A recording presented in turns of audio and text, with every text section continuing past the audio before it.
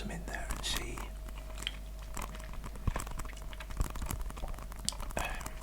how people feel about it. So one of these sub specials is with and one's without.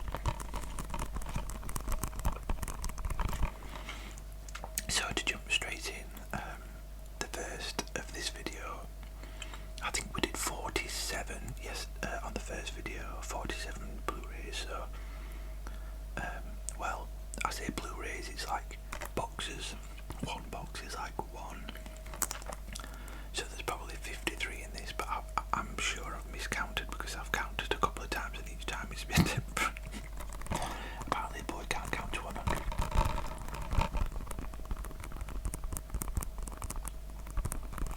So Pulp Fiction. This needs no introduction really, does it? Pulp Fiction. Pulp Fiction. I think this poster alone is like one of the most iconic images in cinema history. With Uma Thurman. That's like a name where Uma Thurman sounds, you know, totally normal. But then like when you say Uma is a name I've never heard. I mean, maybe it's very common or popular in other areas of the world, but I've never heard it, and I've never heard it as a name other than for Uma Thurman. Obviously this is a great movie. I think I gave Tarantino a bit of a laying into in the first video, but he makes good movies in this as well as Kill Bill. This one is my favourite. However, when I watch it like now, Samuel L. Jackson, it feels like he's sort of parodying himself. Not so much later on in the movie. Like the end of the movie is great, but at the beginning, when he's doing the famous scene, the whole "say what again," and like the scene before it with him and John Travolta, where they're in the corridor talking about the foot massage. I feel like it's not Samuel L. Jackson's fault, it's the writing, but it feels, and I think in 1994 it'll have been fine, but because we know so much of Samuel L. Jackson now, it feels like that is a parody of his character. But that's probably just me being pedantic, but it just makes me, I was like, well, like I said, after those scenes, he's great again. It's more normal. So, great movie. Pulp Fiction.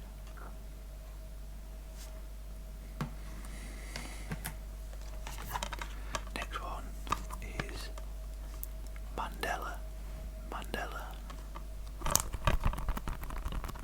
Long Walk to Freedom. With Idris Elba and Naomi Harris. This one I would say came out in 2013. Yeah, this has got like nice memories attached to it for me because I went to see it with a good friend. We went to, we got tickets to like a press screening in a little cinema in Sheffield one random Sunday morning. And we were like by far the youngest people here. I think everyone else was like 60 plus. But really enjoyed it. And I haven't actually seen it since then. So this is one that I'm probably going to shove in soon. This was my introduction to Idris Elba actually.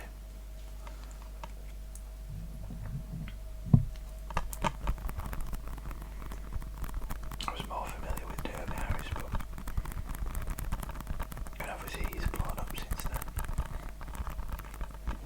What was his like breakout role? Was it Luther? John Luther.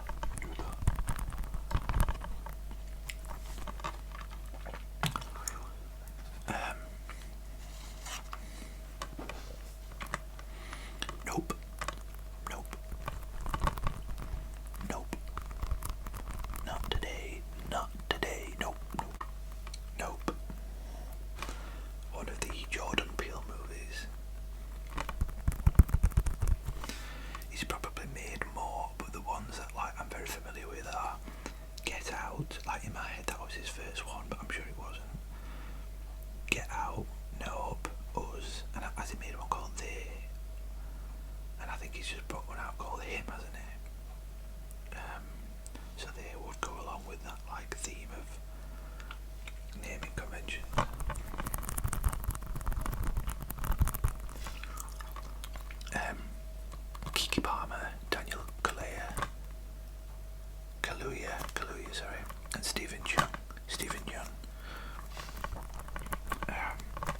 I'm a big fan of this one.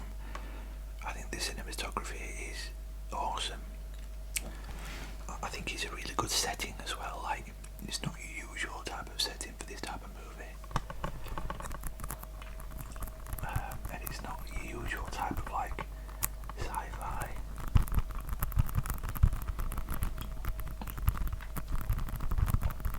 On the back it says the most original event movie of the year, if not the decade, and I think it is a very original movie.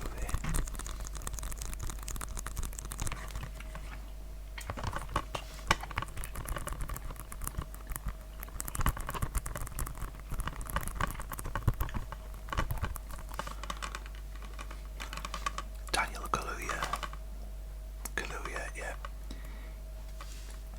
For any of the Brits out there, you probably remember, well if you're old enough, he made his break on Skins back in the day.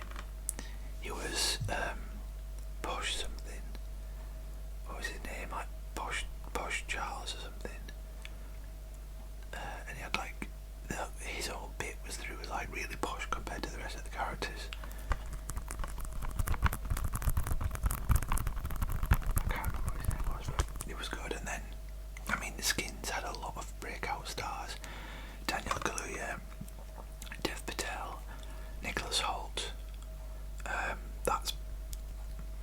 And then there was Cassie, not Cassie, but yeah, Cassie as well in a way. But what was it? Effie. What was the girl that called? She was in Maze Runner and Crawl and one of the newer Pirates movies. Oh my days, what's her name? See, when I do these videos, everything drops out of my head. I'm like, no, I can't remember. And then there were quite a few that were like not necessarily huge breakouts in terms of Hollywood, but they were in like Game of Thrones. So Cassie, the actor that played Cassie, and the one that played Joe. Oh, sorry, Chris is called Joe Dempsey. They were in Game of Thrones.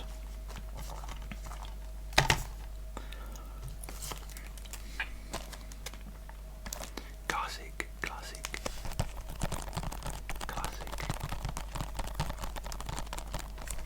Alien. The Alien 6-film collection with Alien, the first movie, Aliens, Alien 3, Alien Resurrection, Prometheus, and Alien Covenant.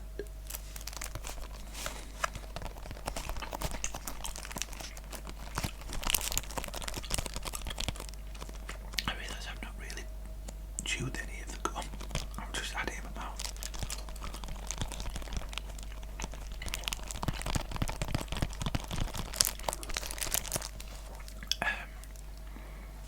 Most of the Alien fanboys obviously love the first couple of movies. I think Alien Resurrection is pretty much agreed to be not great. But then Prometheus and Alien Covenant, most of the fanboys really don't like them. I think definitely Covenant that I'm a fan of, but I really like them.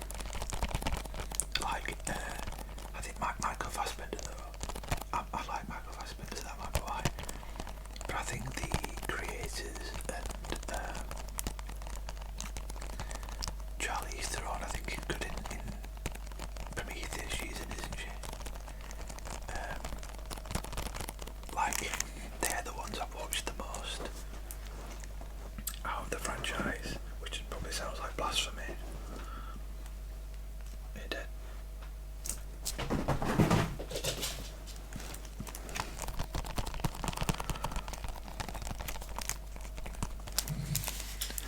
I haven't actually opened this Blu-ray yet. I got this in the Black Friday sale. Alien 6-film collection. Good boy.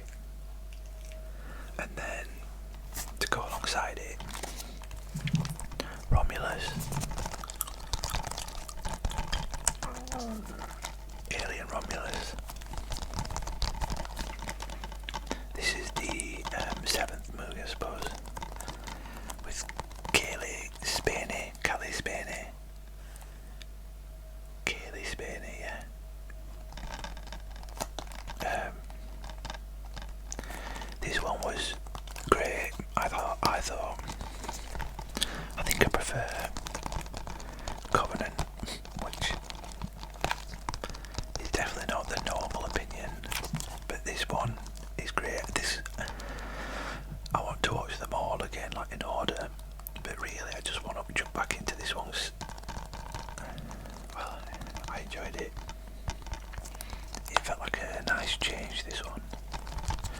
I love this cover as well. This is a slip cover. Again, I've not opened it. I got the two, this and the first one together in Black Friday. But I love the face hugger. See, it's like gloss on like a matte. There you go. The face hugger is gloss. That's quite cool. But as well as that, I just love the whole red, which obviously Alien is like generally green and like a bluey type. So this is not usually the Alien colourway.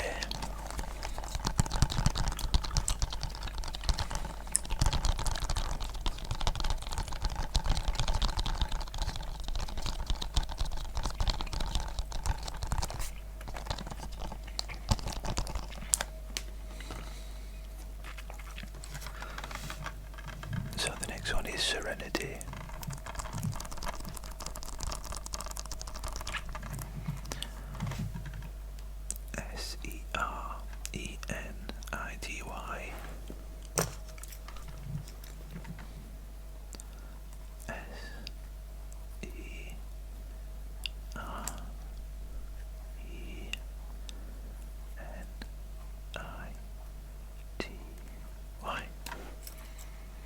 So I think on the DVD video I did, I showed a box set called Firefly.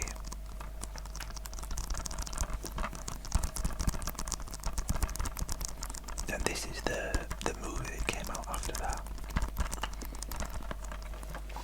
So after Firefly was cancelled, the greenlit a movie to like wrap everything up in 2005, I think. I'm like almost certain this was 2005 because I remember watching it just after I started uni. It says 2011, but that's definitely not right. That must have been when the Blu-Ray came out. Yeah, 2005. When I started uni, we went like as a flat together to watch this. I think the whole flat went, it wasn't just the boys.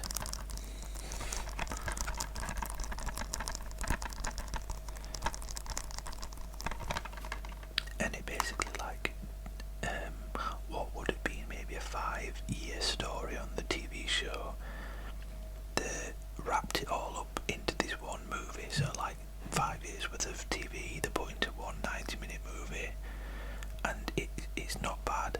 Like they did it quite well.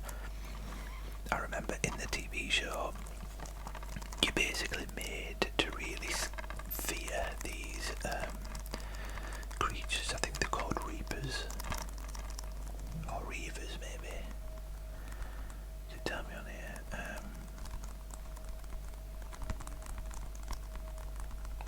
Reavers, Viva, very, very good. Very, very scary Reavers. But yeah, you made in the show, I remember I was like 16, but genuinely feeling quite creeped out by these Reavers, but you only heard about them. And in the movie you get to meet them, and I think that as often the case, they're not as scary as you actually imagine, but still they do it quite well. This has got Nathan Fillion, who has become fairly popular, like mostly in TV. He was in Castle, which I've never seen, but he's also been in some like DC movies. In fact, he was in Superman as well, wasn't he? The new Superman. And Summer Glau. Gina Torres, I think she's called. No, it can't be Alec Baldwin. Adam Baldwin. And I can't remember her name. Oh, it's Marina Baccarin. I was thinking it was another character. Jewel, somebody. But that's it, Marina Baccarin. I hope I'm saying her name right. But she's obviously exploded in popularity since.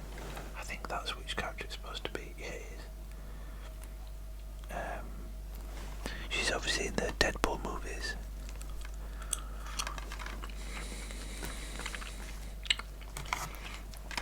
A few of these we've gone through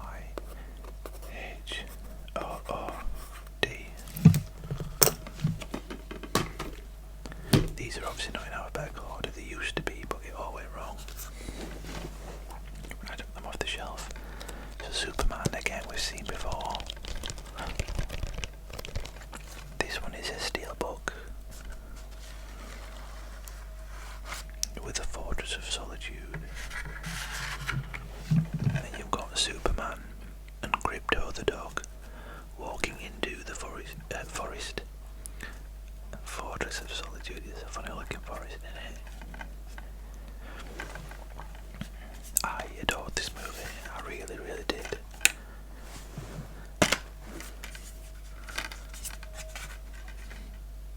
David Corin Sweat. What a guy. What a guy. I like him. I've seen lots of BBC News notifications popping up. I hope it's not any more disasters. Terror. No, I'm not going into that. Another one that we've seen recently. But when we looked at it was before I'd watched it. The Substance. And I've seen it now and loved it.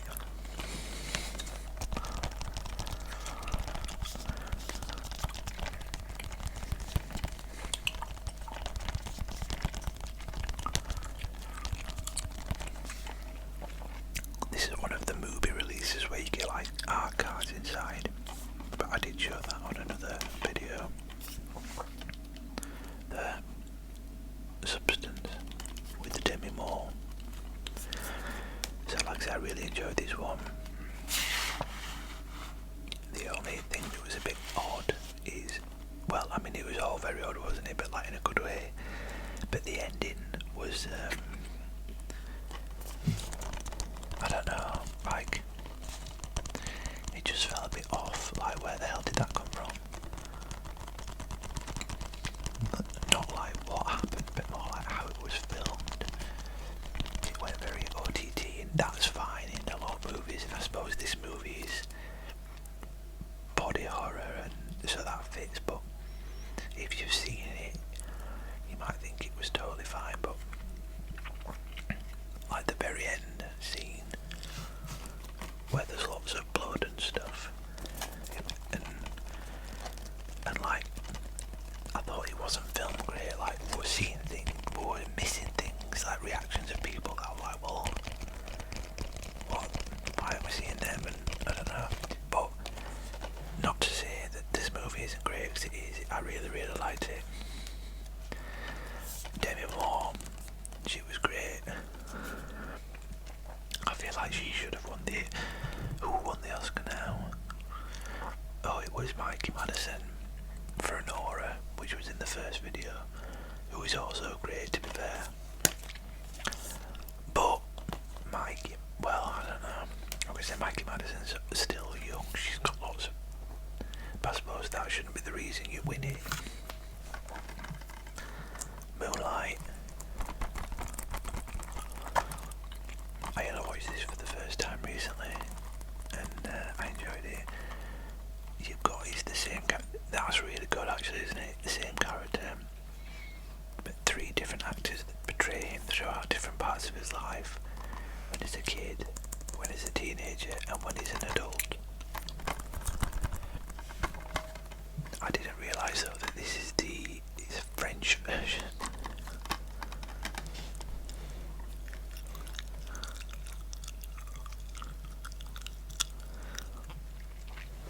But luckily it has an English audio track. I wish I could speak French, but I can't. One of my best friends can.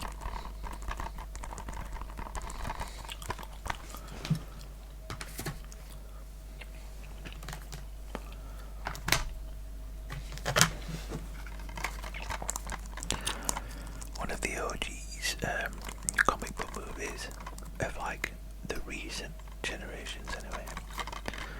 Spider-Man, the first of the Sam Raimi trilogy.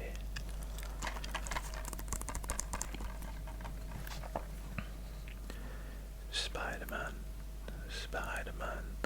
does whatever a spider can. Apologies, by the way, for the first video not being flipped the correct way. I was tempted to take it down and re-upload it the correct way, but I was scared I'd get into trouble with YouTube. So I do apologise, and I will make sure I flip this the right way.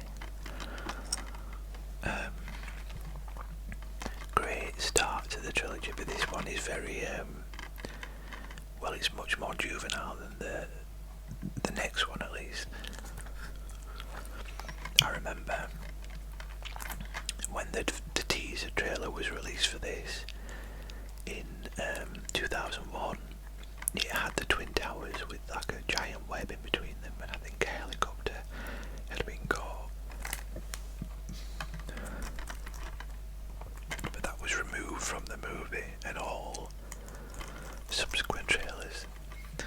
But I know there's a poster where you can see the Twin Towers in his visor, in the reflection. And I think that's like a rare movie memorabilia. Sorry, my body is making all of the noises. This is a British movie called Unicorns. Unicorns with Ben Hardy and Jason Patel. This is on Netflix, at least in the UK. It is. And this is like quite an interesting movie in that you've got two very different cultures that meet in an unexpected way, and then it shows a bond forming between two people from different walks of life. You've got like the white working class, like straight white working class, blokey bloke mechanic, and then you've got this gay Asian southerner as well, a northerner, and it's really sweet. If that sounds like it might be your cup of tea at all, I would recommend this movie. Unicorns. Ben Hardy, you may remember from, well, the Brits may remember it from EastEnders. I never saw that, but it was in X-Men Apocalypse, it was in Bohemian Rhapsody.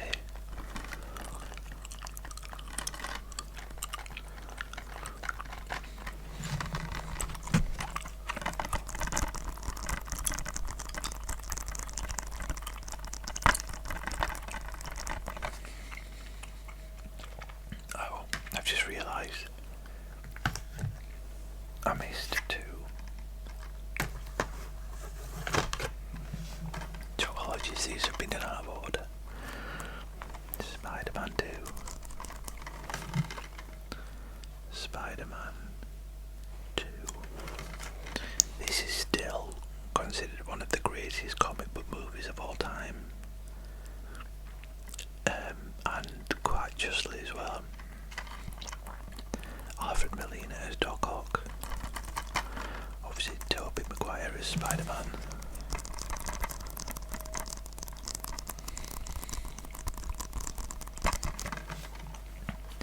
I remember this came out in 2004, and I remember that was the end of my first year at college, and that's British college, not American college, so like you're 17 at that point. And we went on my first like friends holiday, lads holiday to Turkey when we'd finished his exams. And this was the big movie that was about to come out, and I had no money for this holiday. Like I had like very little money to spend on the holiday, so like whereas like you'd take a book and whatever, or a couple of books, I had like a magazine, Empire magazine, and I read it from cover to cover on this holiday by the pool. But I remember that Spider-Man 2 was on the cover. It was a lenticular cover. You know, one of them that like moves as you, or changes as you move it. It's one of those memories for some reason that's just stuck in there.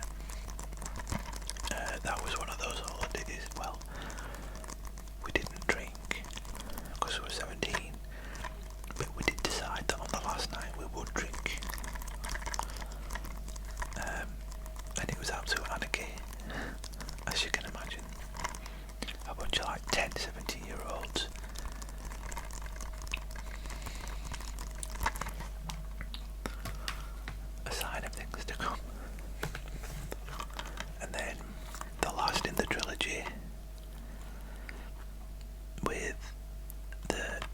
symbiote. Spider-Man 3.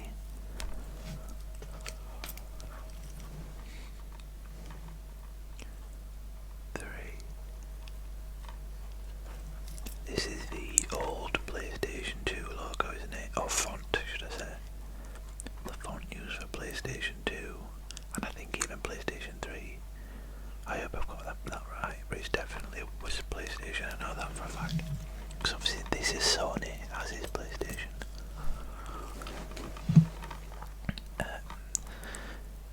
The weakest movie out of the trilogy.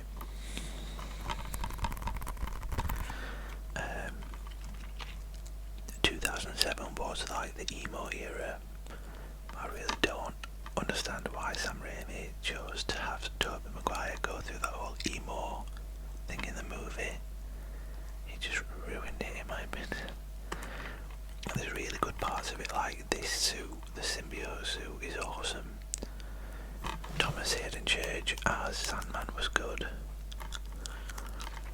I still enjoy watching it, but like, it's just so peculiar why they did that.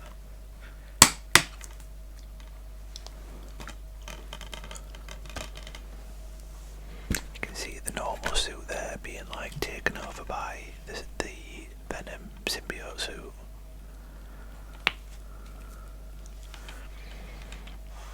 Obviously this was years before the Tom Hardy Venom movies.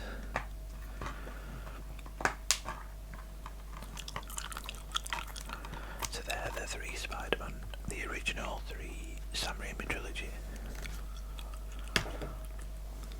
And then we've got a 4K movie, no, a 4K TV show.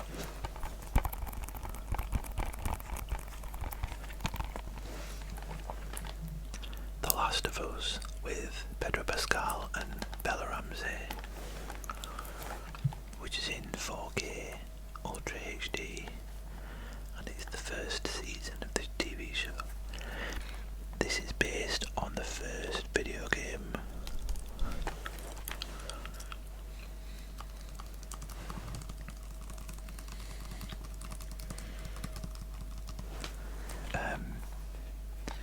I historically was never a gamer at all. I played like The Sims and that's it. And a bit of, well, Tomb Raider 2 as well back in the day. But I really wanted to play this, so I bought a PS4 in like 2019 to play this game, The Last of Us, the game that this is based on. And I got like an hour in and gave up. But then about a year later, for some reason I tried it again and was hooked. I was hooked, and it like not reignited, ignited like a real interest in games. But this one is unreal, and the TV show, this first series, is also amazing. I haven't yet watched the second season, but it's not as popular. However, the second game also isn't popular. Well, no, it is, but it isn't. There are some people that really don't like The Last of Us Part 2, which is the second game. I really liked it. So I'm hoping that the people that say the second season of the show isn't good are the same people for the same reason that say the second game isn't good. But I don't know. It's still quite bad to buy that on 4K, so hopefully it'll come down a bit in the next couple of months. In part 1 I mentioned a couple of movies that I'd got, I showed a couple of movies by Sean Baker, this guy. Sean Baker, that's not him, but the guy that made this movie. He also made The Florida Project, which is one of the films in the first part, and Tangerine, which I actually had an email about this morning saying that that's finally being dispatched because I ordered it about 2 months ago. But Red Rocket is one of Sean Baker's movies. I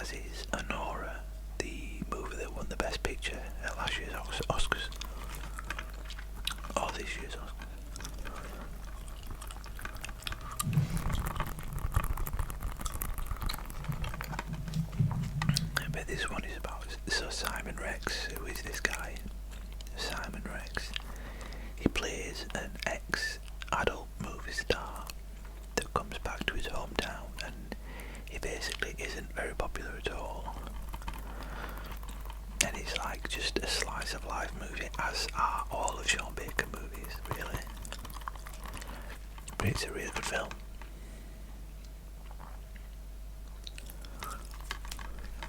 There's Simon Rex. A beguiling and beautiful film about a total toe rag. The toe rag is Simon Rex's character.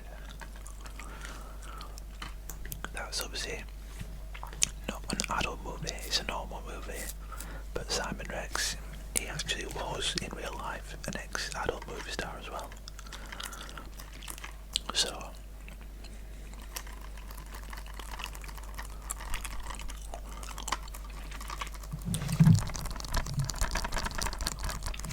trying to do these in order. X-Men First Class. So when I say order, I mean chronological order, which probably isn't the best way to do it, but this came out in 2011, and the X-Men movies first started in 2000. So this is the movie that went back in, like, to the early years of Professor Xavier and Eric Lensher, Magneto, and showed them when they were younger, and like when they first met and things. And I think this is an awesome movie. It's set in the 60s, so that adds like a really fun element to it. The only disappointing thing is that, like, in subsequent movies,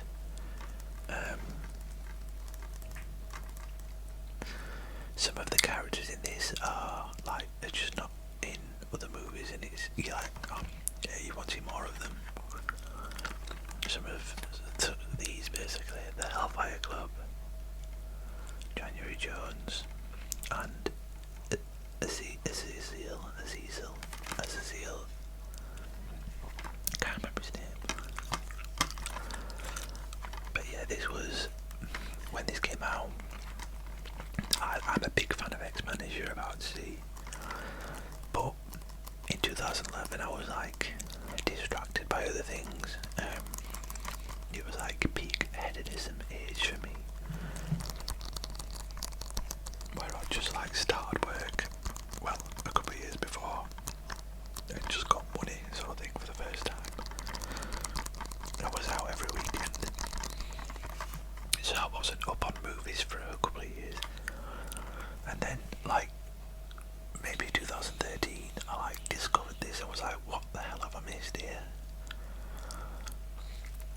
So X-Men First Class is the first in the chronological order, which was then in timeline order followed by X-Men Origins, Wolverine. Hugh Jackman looking badass there.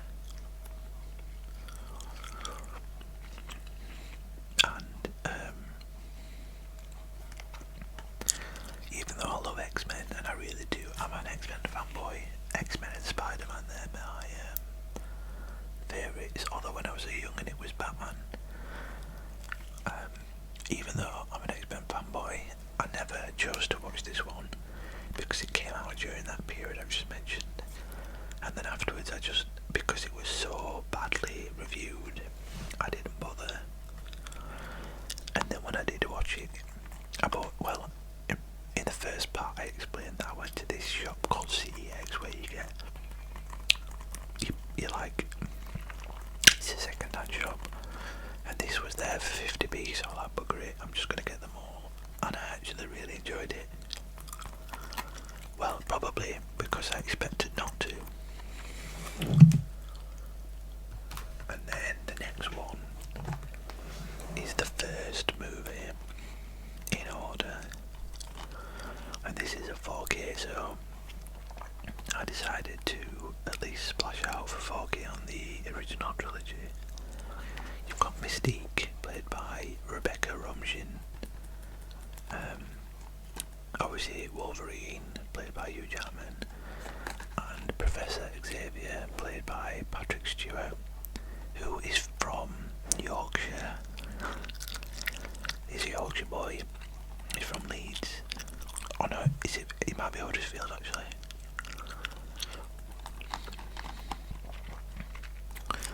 So this was the year 2000, basically when the whole thing started. Very good movie, but it actually seems a little bit tame when you watch it now.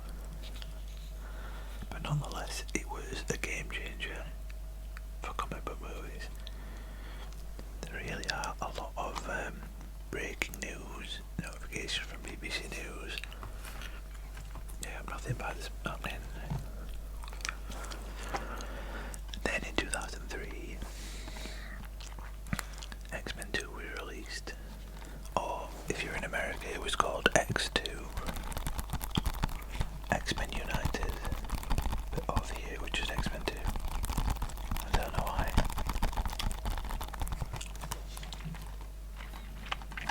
The Nightcrawler scene at the beginning of the movie in the White House is one of the best movie scenes, I think.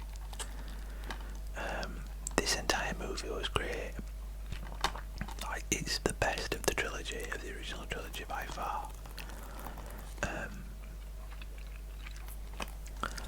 Brian Cox played the villain of the movie, and they had like a female Wolverine, Lady Deathstrike, I think she's called, Jean Grey, and Storm, obviously. Storm and Cyclops were so underused though in these films, it was bizarre. And I think this movie, I think it's this one where Halle Berry had just won an Oscar, so they like bumped up her screen time, and it's still like, she's pointless in it. But Cyclops is even more pointless.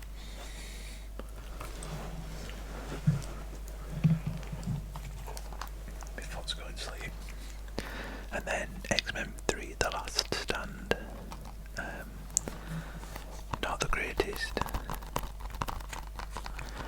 This one changed directors.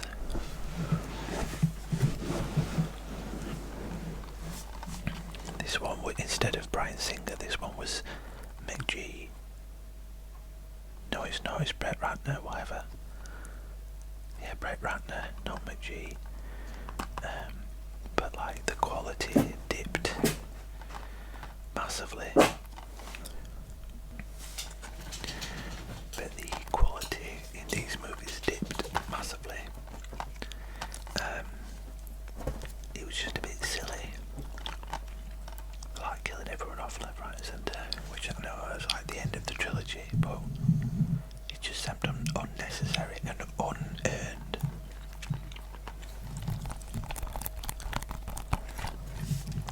And this was the first attempt to adapt the Dark Phoenix storyline for Jean Grey. It didn't go down well the first time, and that was the end of the original trilogy. And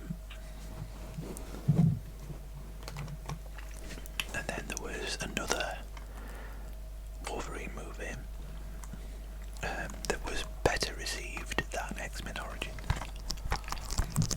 And this adapted a popular comic book storyline where Wolverine is in Japan, which lent like a nice different element to it. And this is good, but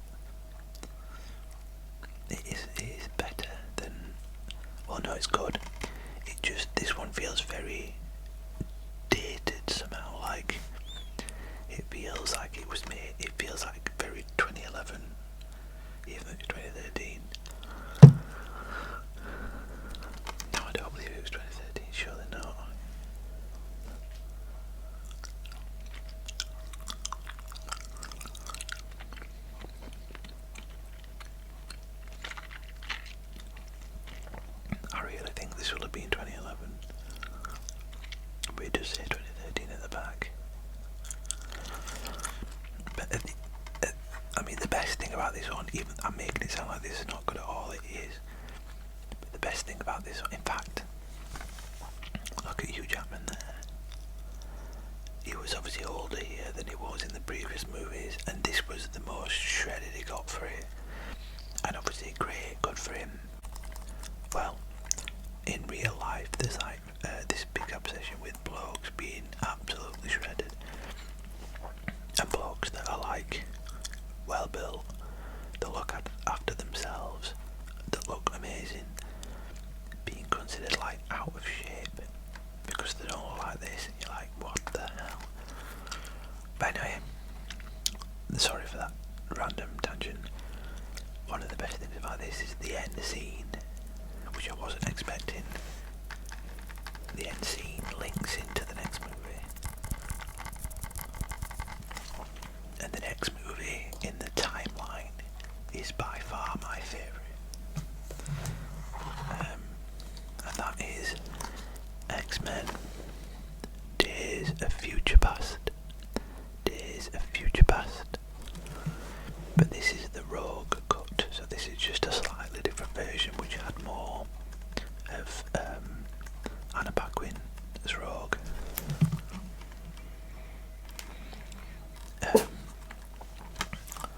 So, like I said, this one is by far my favourite of the movies, and I think it's probably the most popular. He combined both the elder characters, so like Patrick Stewart, and it hasn't got his younger version. It doesn't have. Okay, but yeah, like Patrick Stewart and James McAvoy and Michael Fassbender and Ian McKellen. It has the elder and the younger actors combined in this movie through like time travel. I'm sure you'll have seen it, but if not, and you like this kind of thing,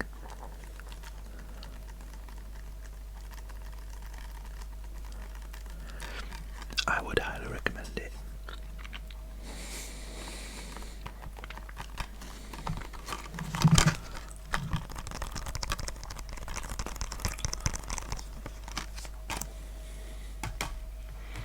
And then next in the timeline, and this is the younger cast again, X-Men Apocalypse. This came out in 2016.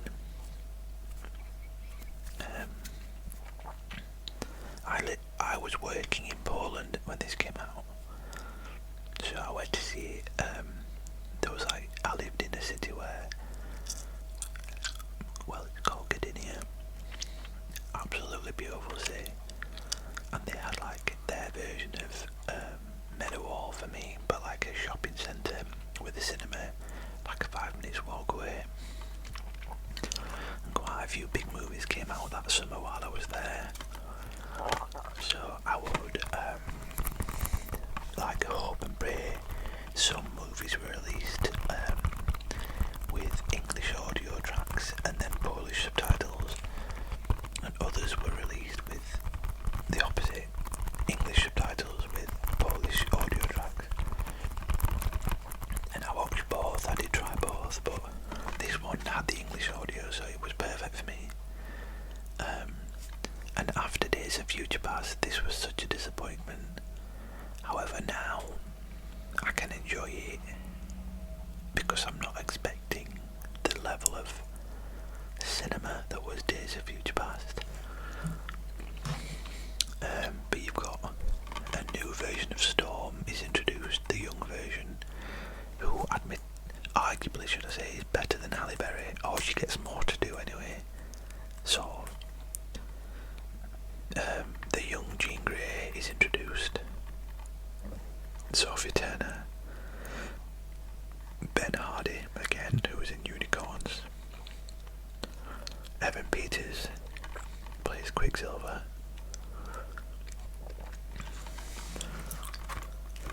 and Oscar Isaac. Yeah, they had a banging cast.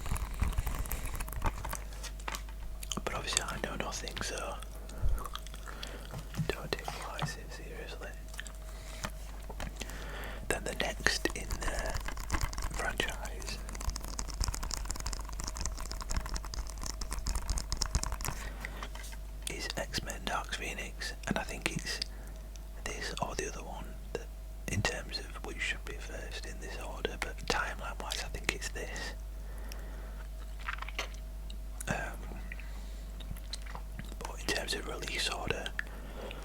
This was the last ever proper X-Men movie released by 20th Century Fox, and it was the second attempt to do the Dark Phoenix storyline with Jean Grey, but this was with the younger actress Sophie Turner, and unfortunately it's pretty shit. Again, watching it again I can enjoy it, but like the first time I was just gutted. More than anything, that it was like the ending of the franchise, and it was just ending in such a crap way.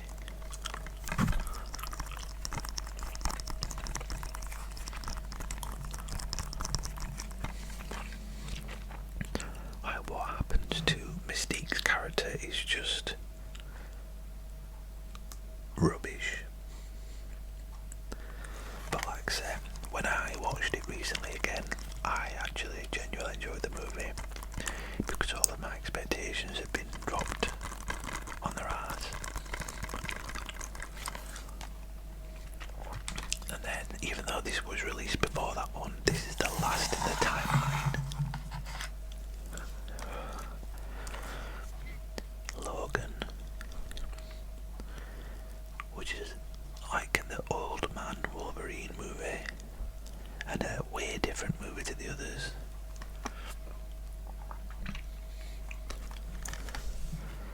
Definitely the best one yet, it says, by Empire, according to Empire. And it is incredible, but I find the others more fun. And that's what I like X-Men for, the fun.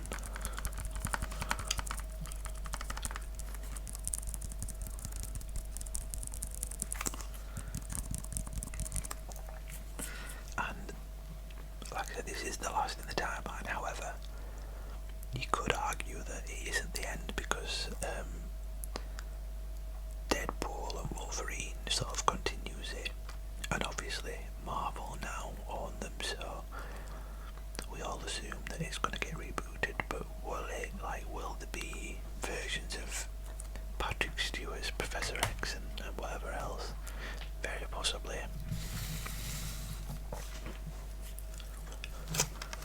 So the next one is Wolf Creek. We're finished with X-Men.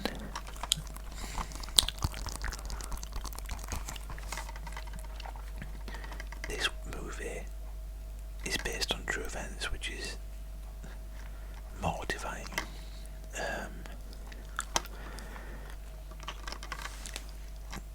In a way, I would say it's best not to know anything about this one, but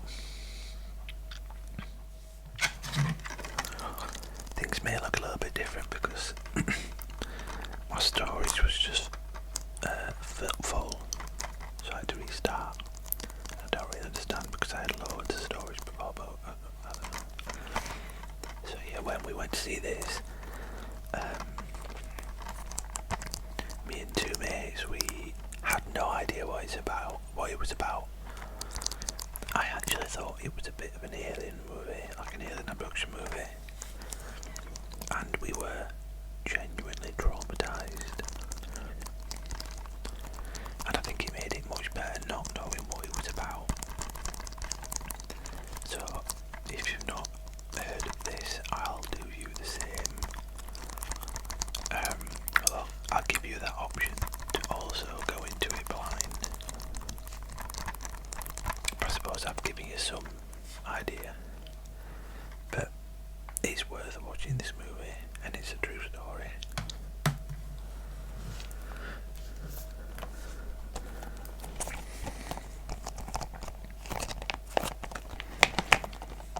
I don't know if you'll have heard of this one. Wicked, Part 1. Or is it just called Wicked? Yeah.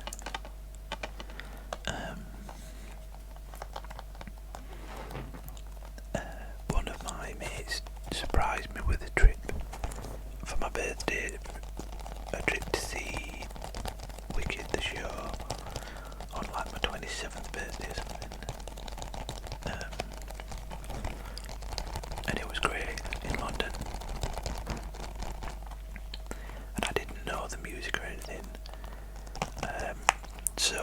assumed I'd love this. I didn't watch it at the cinema. The dog's chasing his tail. What is it, Teddy? What is it? Have you got it? Good boy. Good lad.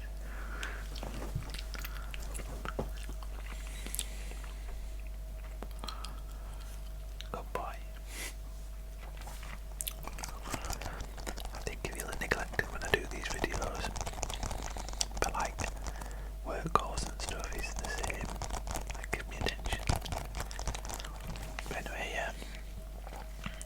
Basically, long story short, I didn't love this movie as much as other people did. Not to say it's not good, it was just I didn't love it as much. It was enjoyable. But like, I'm not in a rush to see the second part.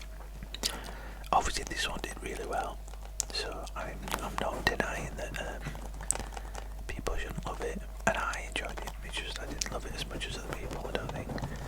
And like the big change in Ariana Grande is obviously none of my business at all, but it is just like strange, or it seems strange to someone who has no idea of what her personal circumstances are, obviously. And I've always loved Ariana Grande, like pre this era. We had tickets to go and see her in, I want to say 2014, was it 2015? In London, I think it was. But the terror attack happened at the concert before ours, so we obviously didn't go. It obviously didn't happen. We actually, because it was one of my friends that lives in London, I obviously live up north in Yorkshire, and we were debating whether I was to go down to him and just watch it in London, or him come up and stay at mine and just watch it in Manchester. So that would have been obviously the concert that it happened at. The next one, this is one of the best movies of this year in my opinion. There's two that could class as the best movie of the year, and this is one of them. The other one, it's not here because it's on its way. I ordered it for Black Friday, and I had to message him the other day like, is this, because it's still for sale, and I was like, is this still coming? And I'm like, oh yeah, sorry. Weapons is again one where really you don't want to know much about what happens. Some kids go missing in the middle of the night, and that's as much as you need to know. Weapons. Josh Brolin, always great. Julia Garner. This and Fantastic Four is the first I've seen of Julia Garner, but I know she's quite she's put the groundwork in already, I think, in a show called Ozark that I've never seen, and it looks my cup of tea, so I don't know why I haven't. But she was great in this. Creepy, but not scary, in my opinion. The puppers calm down a bit.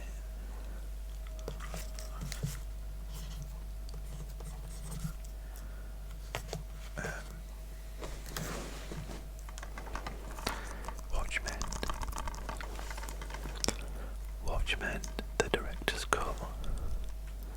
Who will save us now?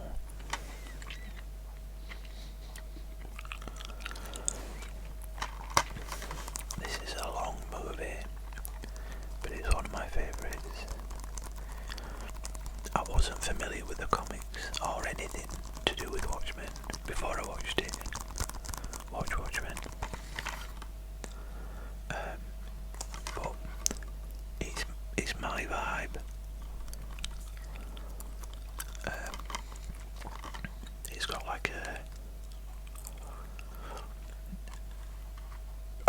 Sin City was a very specific type of film, like way to make a film, the way it was like the aesthetics of Sin City. And this doesn't do that, but I think it's like a much toned down version. It's got a really unique approach to the cinematography. Sorry, I was talking gobbledygook then because I got a text as I was reading it as I was talking. War of the Worlds, the 2005 version, the Spielberg and Tom Cruise version.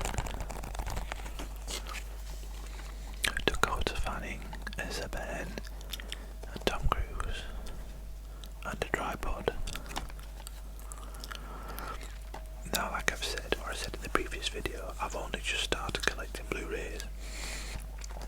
However, when I got the PlayStation 5, I was like, right, I will get a couple of 4Ks to see what this crack is all about. And it was another one, which I'll show you when I get to it. And this one, because this is one of my all-time favourites as well. This is like a comfort movie to me. War of the World. I've always enjoyed like disaster movies, and this is a really well made one in my opinion. The red vines and the opening, well, early on in the movie when the tripods first start to come out of the ground, and so many good scenes in this. The Tim Robbins parts were all a bit random, but other than that, a lot of people that you see talk about this movie, oh, he's on there.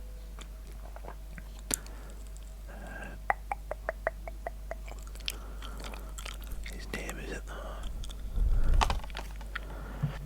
But this guy, Tom Cruise's son, a lot of people really don't like him. I've got a feeling it's called Justin. I know his name, but again, it's falling out of my head. Justin Chatwin, is that it? But whether or not it's because I was his age when I watched this, and I felt like everything he did was perfectly like fine. A lot of people like think he's just acting ridiculous, but to me, he's just acting like an 18-year-old, like a knobhead. You're right, bub. It's bin men, that's all.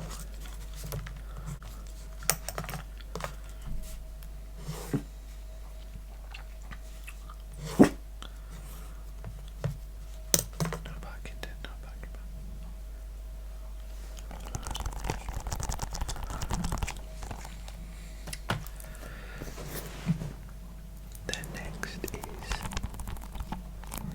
the Jack Snyder Justice League trilogy.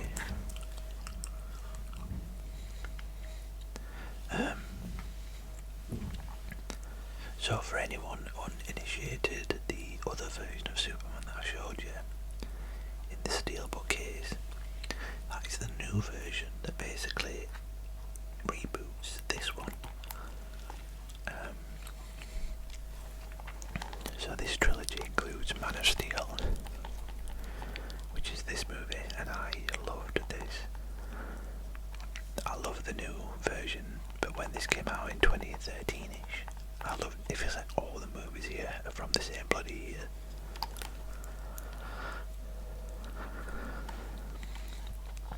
That was then followed up with Batman vs Superman: Dawn of Justice, which I enjoyed, but I was disappointed with. I wanted Man of Steel 2. I didn't want this yet. I mean, maybe eventually, but I wanted Man of Steel 2. And that introduced Wonder Woman and Batman.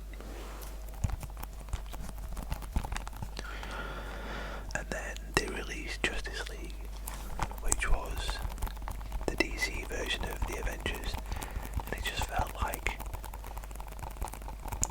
earned this year. Like, the Avengers came after about 8 movies. They had Iron Man 2, Captain America, Thor, maybe. I'm sure there were more than that. But they introduced a number of characters that then made sense, where these characters, like it was a continuation for each of those characters. Whereas this one, Justice League, it just like randomly threw all these people together, and the movie was mostly about bringing them together, which is fine. It just, because we've been spoiled by Marvel at that point. You got Aquaman, Superman, Wonder Woman, Batman, The Flash, and Cyborg. However, that was the movie that was released was the Joss Whedon version, which was called Justice League.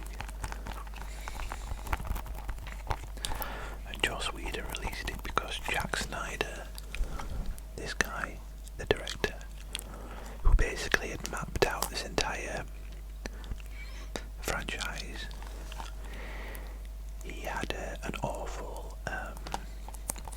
something awful happened in his personal life, so he stepped down from directing this Justice League movie, and Joss Whedon stepped in, and the actor that plays Cyborg, as well as others now, have since spoken out saying how awful Joss Whedon was. And then lots of other people in the industry have also jumped on and said, agreed, he was awful to me too. And then it became sort of acceptable to admit that the movie he made, the Justice League movie, wasn't good.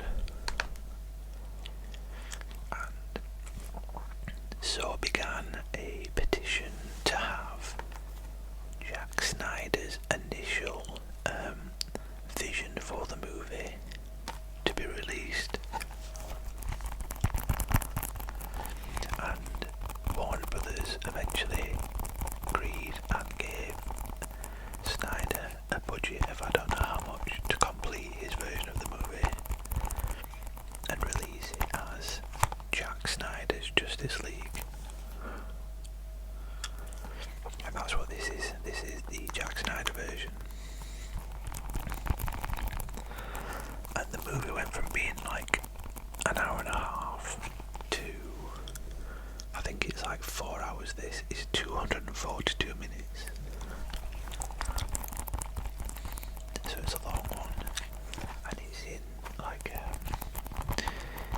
I can't think of what they call the aspect ratio, but it's like, rather than being widescreen, it's like square. So you're seeing, well, he says you're seeing more in like vertical, because Superman is sort of, I don't know what his reasoning was, but it's a bit weird watching that in this modern age, but it's a really good version of the movie. It's so much better than the Joss Whedon one, and I don't think anyone would disagree with that, but I may be wrong.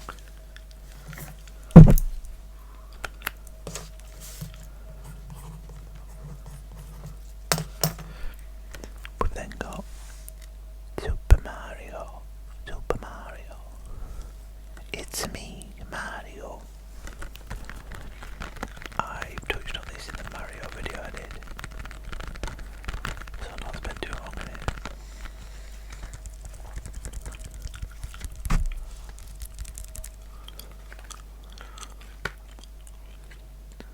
The Super Mario Brothers movie. The sequel comes out next April. The Super Mario Galaxy movie, I think it's called. I don't know if we've touched on this one before. Eismeyer. It's an Austrian movie. It's a true story about like I don't know what rank he is, like a general or something in the army, and a new recruit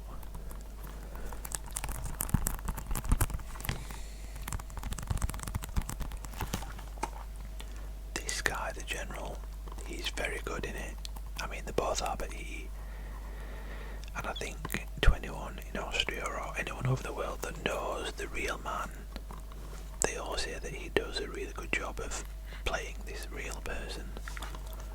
But I don't know the real man, and it was a decent movie, but there's a lot better movies like this one.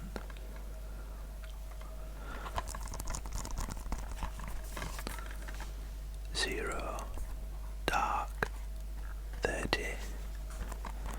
The story about the hunt for Osama bin Laden.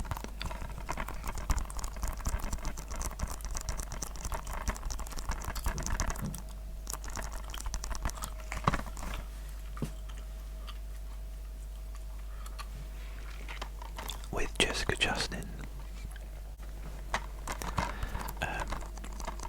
I was just saying I could watch Jessica Chastain read the alphabet and I'd be happy. I think she's incredible, as well as loving disaster movies, movies about big families. I also have a serious soft spot for like badass pictures, if that makes sense. Like, this isn't what this is, but it is a good movie in that category. But I was raised on Buffy the Vampire Slayer, so and this is a true story. I think it's somewhat of an amalgamation of a couple of people, but there's definitely a particular lady that this is based on. But when they made this movie, when they were making it, at least writing it, Osama bin Laden hadn't been captured, so the movie was about the hunt for him. And then obviously he was captured, so they had to then like write that into the movie, and it probably wouldn't have been as good because of that ending 20 minutes or so, where basically this bit here is just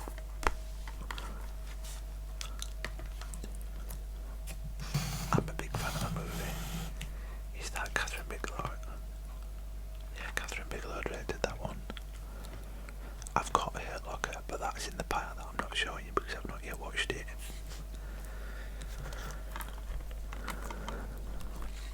The Perks of Being a Wallflower. The Perks of Being a Wallflower.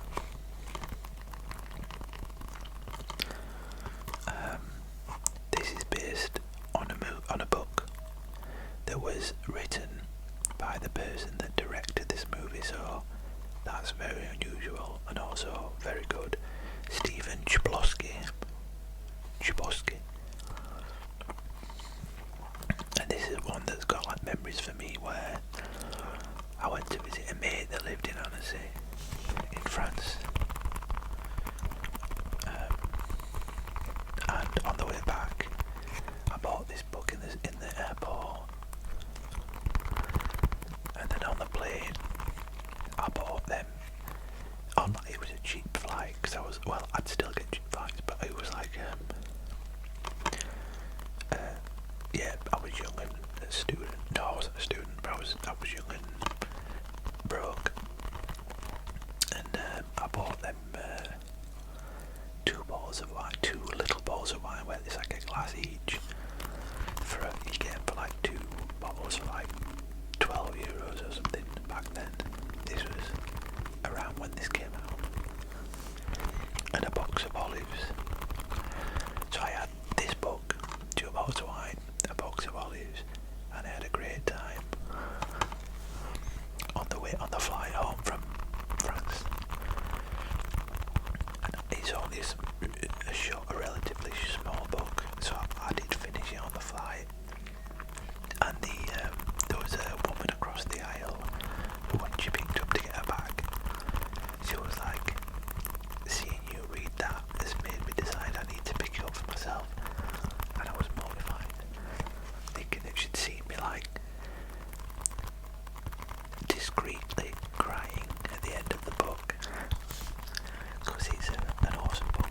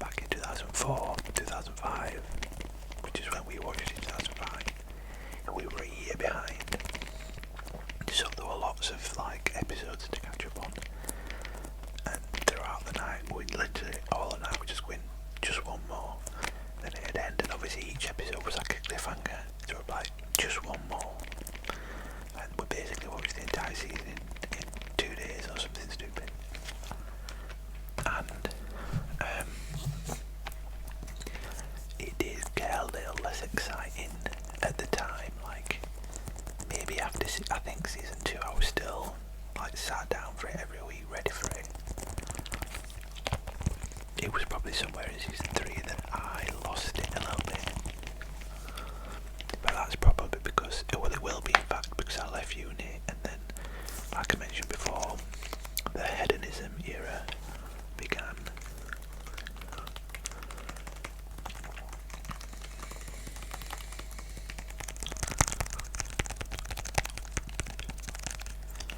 So I didn't actually see them when they first came out.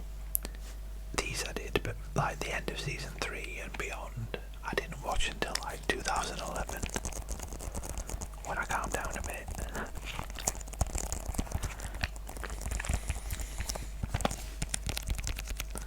I remember these posters, these pictures, being all over the Sky, the TV, like company Sky in the UK, being all over their vans in the UK.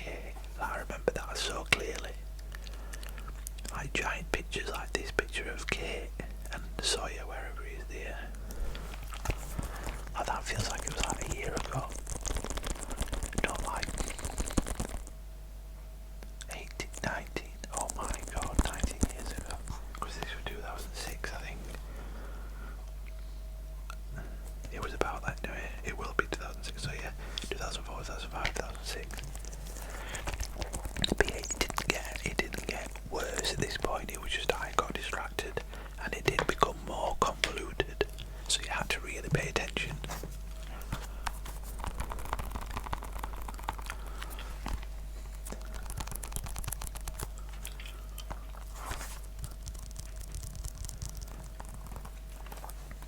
One of them, I don't know which it is, but I think it might be this one, is like a shorter season because of the writer's strike of 2008. I can't find it. With how many episodes, I mean.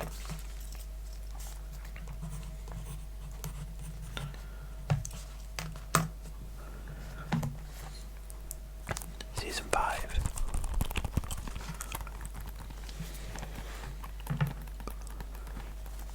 I had these on DVD as well. This one feels a bit dusty.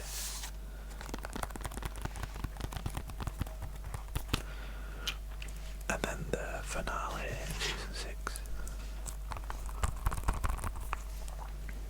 The final season.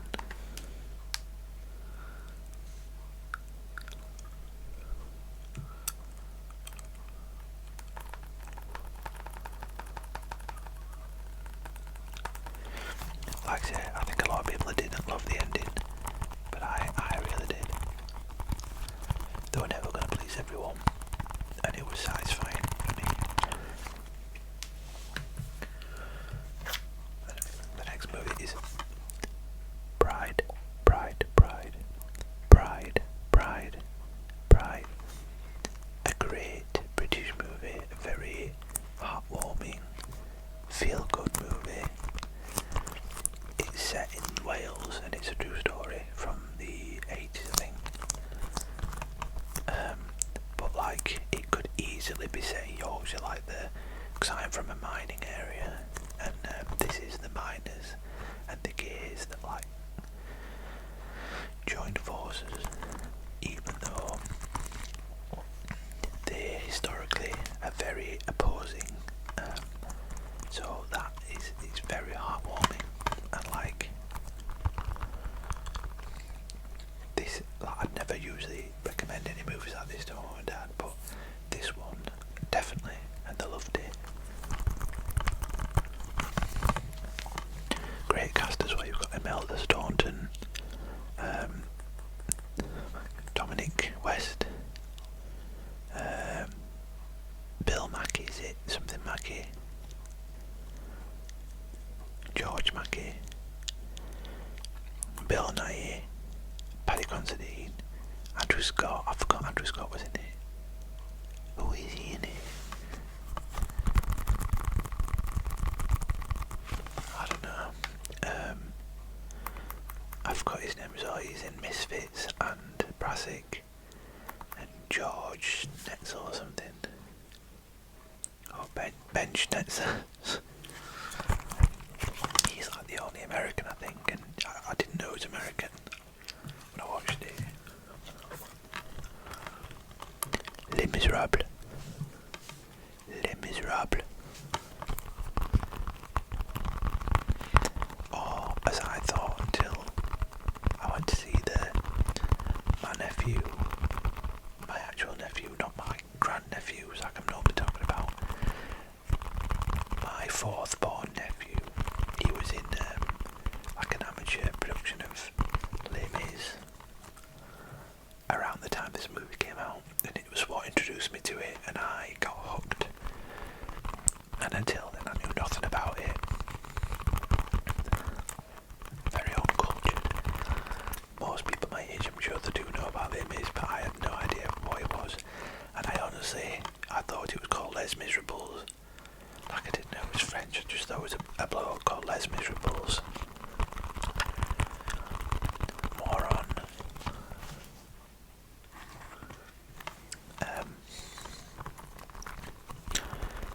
A lot of people slag off.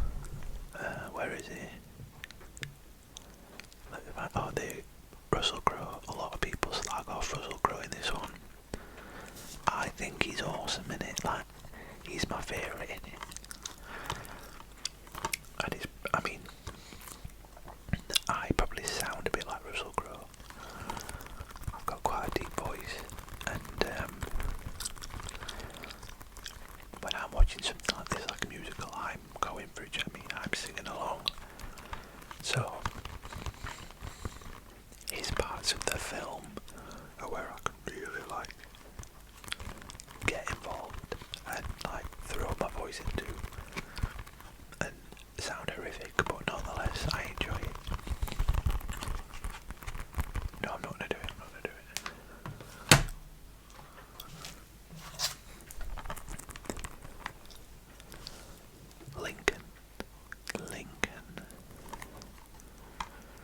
Lincoln.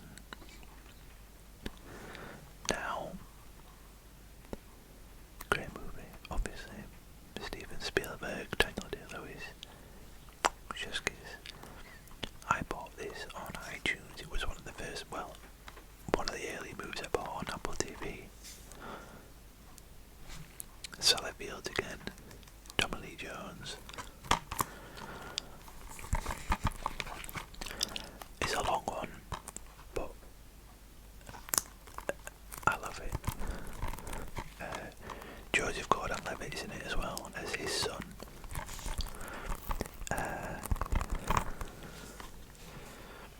That word also always gives me the warm and fuzzies because I love Lincoln, and I don't mean the president. I mean I do respect the president, but Lincoln was my university city in the UK, and I loved it, so Lincoln always makes me happy.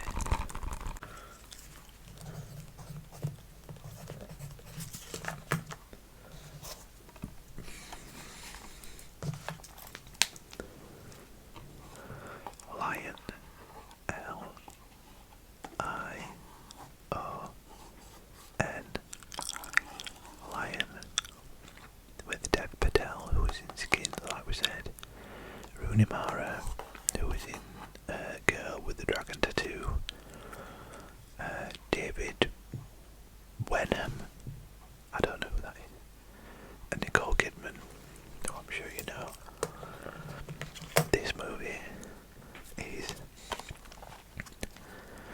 it never fails to make me cry, and it's just, I love this movie so much. This little guy, he was, I think, like just a local when they were making the movie, I think, and he's so good in it. Saru. So he is Dev Patel as a child, and it's a true story. I could actually well have talked about this one. If you haven't seen Lion, and you don't mind sad movies, but it's not sad, it's more like heartwarming, but it is also sad actually. recommend it.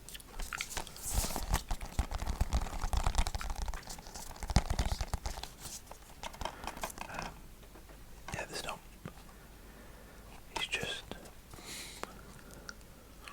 heart-wrenching. That's the right term. Heart-wrenching, uplifting, heart-wrenching, beautiful. Lion is incredible. I agree. Like I said, it's a true story. Basically, this little guy gets lost and ends up on the other side of the world accidentally. His mum has no idea where he's gone, and he grows up into this guy, and he has tiny bits of memory from when he was a baby, when it was him, and he wants to find his mum, and well,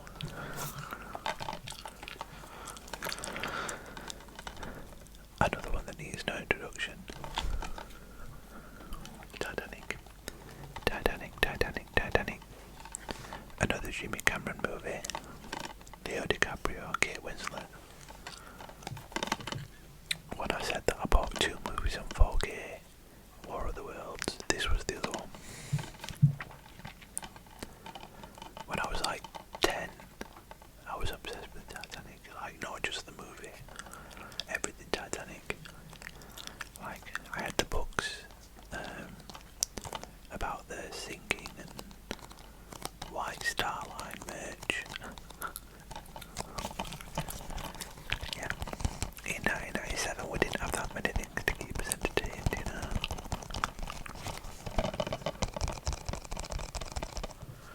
But I know it gets a lot of stick, or it gets some stick, but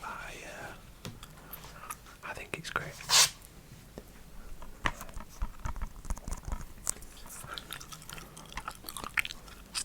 The Time Traveller's Wife with Eric Barner and Rachel McAdams. Both of these I love.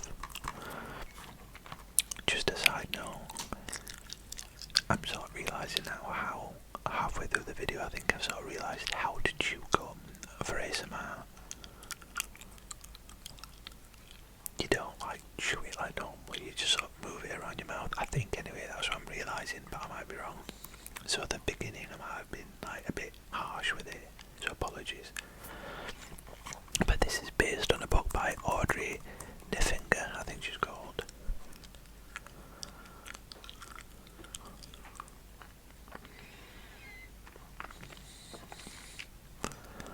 I can't see it in the credits, but I think she's called Audrey Nefinger. And the book, I read the book and loved it. I can't really remember beyond the movie now because I've not read the book since I've watched the movie, but I loved it and I remember I lent it to my sister and then never saw it again.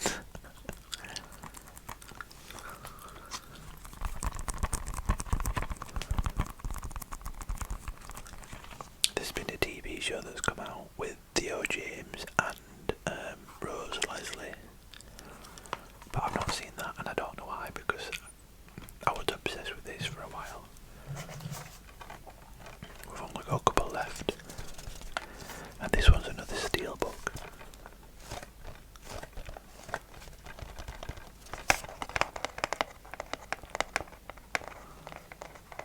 I might be a bit loud about it.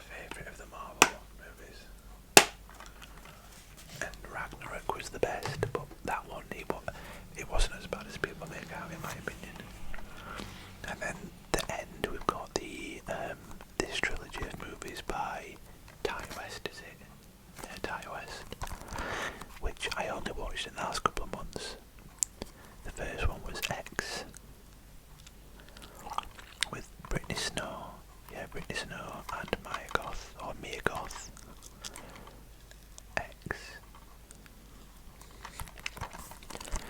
So this is in the 70s, and it's basically the making, the going out to this barn in the middle of nowhere to make an adult movie, like an amateur adult movie, and the owner of the barn is this couple. The owners are this old couple who are not like an innocent old couple, basically, and it turns into a horror movie.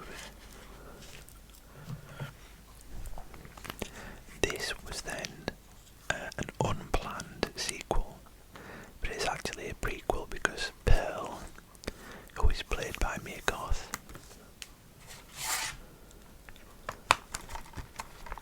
the same actress in X, Mia Goth plays Pearl, who is the old woman who owns the barn in this one,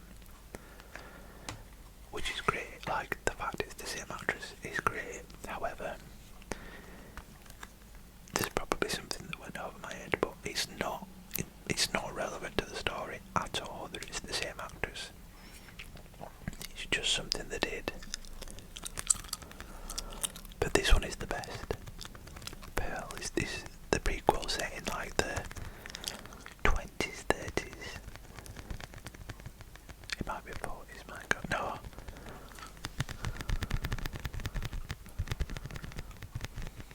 I can't really remember. But it's set in the first half of the 20th century. Like I say, she plays the old lady that's in the first movie.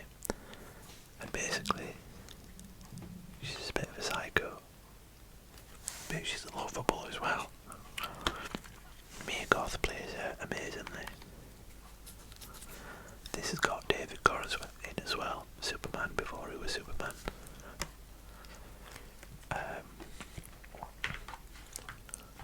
And then the third one and last movie, so hopefully it's movie 100, if I can count,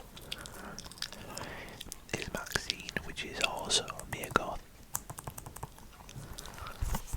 Maxine, spelled with triple X, because she was the character from the first movie.